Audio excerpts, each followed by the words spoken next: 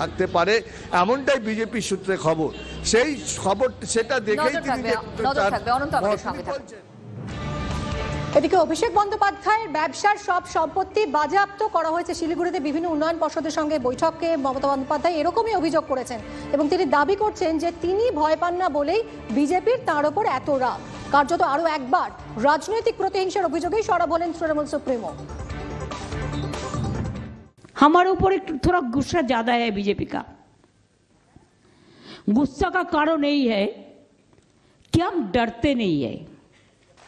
आपको पता नहीं है, अभिषेक एक देखो एक यंग लड़का, उसको तो कुछ करना पड़ेगा। जब शादी किया है, 2 बच्चे हैं, खिलाए खावाएगा कैसे? कुछ तो करना है। घर में बैठने से तो खाना नहीं मिलेगा। उसको एक बिजनेस था, सब प्रॉपर्टी अटैच कर दिया। मैंने कभी नहीं बोला, इसी के लिए नहीं बोला कि हमारा लड़ाई जो है इस अन्याय का खिलाफ में लड़ाई है।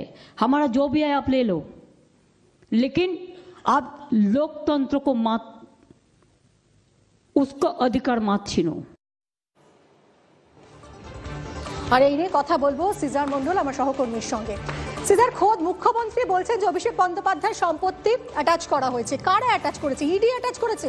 কি কারণে সাংসদের সম্পত্তি অ্যাটাচ করা হয়েছে? এর আগে অফিসিয়ালি এই নিয়ে কি কিছু জানা গেছিল? দেখো, অভিষেক বন্দ্যোপাধ্যায়ের যে সম্পত্তি অ্যাটাচ করা বা বাজেয়াপ্ত করার কথা গতকাল শিলিগুড়িতে মুখ্যমন্ত্রী বলেছেন, সেটা কিন্তু বেশ কিছুদিন আগের ঘটনা।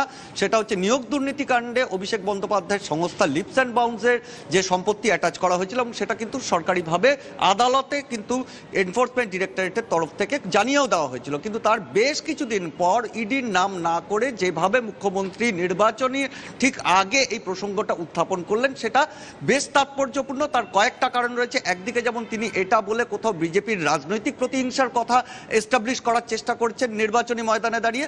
অন্যদিকে তার যে উত্তরবঙ্গের সফর কাটছাট করে দ্রুত কলকাতায় ফিরে আসার একটা তোড়জোড় আমরা দেখতে পাচ্ছি, কারণ তার যে ঘোষিত যে কর্মসূচি ছিল তার অনেকগুলোই তিনি করছেন না। সেই জায়গায় দাঁড়িয়ে এবং অন্যদিকে তার পরিবারের মধ্যে যেখানে একটা কোথাও রাজনৈতিক ভাঙনের জল্পনাটা জোরালো হয়ে উঠছে, যেখানে স্বপন বন্দ্যোপাধ্যায় কোথাও বেসুরো গাইছেন, সব মিলিয়ে সামগ্রিকভাবে যে ইডি সিবিআই থেকে শুরু করে দুর্নীতির অভিযোগ, পরিবারের কোথাও ভেতরে একটা রাজনৈতিক চাপ তৈরি করার চেষ্টা, সব মিলিয়ে যে মুখ্যমন্ত্রী নির্বাচনের ঠিক আগে খুব স্বস্তিতে নেই, কালকের এই বক্তব্যটা কিন্তু অনেকাংশেই তারই একটা প্রতিফলন বলে মনে করছেন রাজনৈতিক বিশেষজ্ঞরা।